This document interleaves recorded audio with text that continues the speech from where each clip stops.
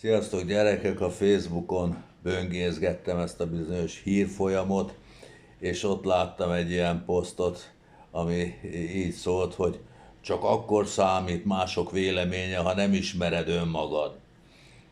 És úgy belegondoltam, hogy hát ez most így van valóban, mert ugyanis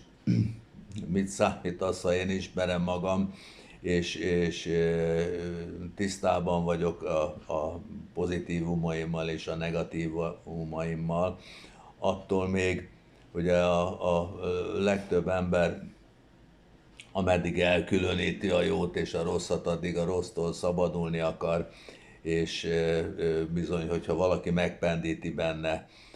ennek a húrját, és rámutat az egyik negatív oldalára, vagy árnyék világára, akkor bizony fájdalmasan szokott reagálni. Tehát ez az önismeret, ez, én úgy gondolom, hogy ez nem megoldása a dolgoknak, és szerintem csak akkor nem számít a mások véleménye, ha az ember a jón és a rosszon, azaz az ítélkezésen felülemelkedik. Mert ha a külvilágban nem különítem el a jót és a rosszat, akkor magamban sem különítem el, és akkor mondhatnak nekem bármit,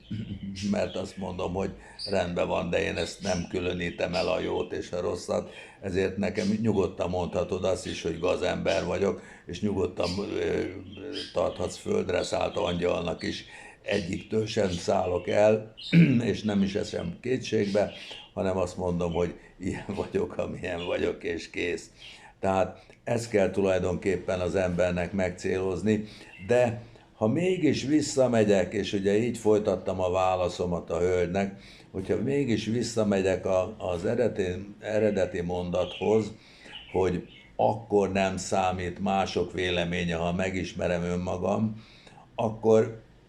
ezt egy kis kiegészítéssel el tudom fogadni, ha megismerem igazi önmagamat, tehát nem az egómat, hanem a magasabb énemet, és én azzal egyesülök, mert a magasabb énem az, ahogy Jézus mondta, hogy legyetek tökéletesek, miként atyátok tökéletes, ki felhozza napját jóra, rosszra egyaránt, és esőjével enyhet ad igaznak és hamisnak. Ha ezt az igazi tökéletes énemet, a Jóistennel való egységes énemet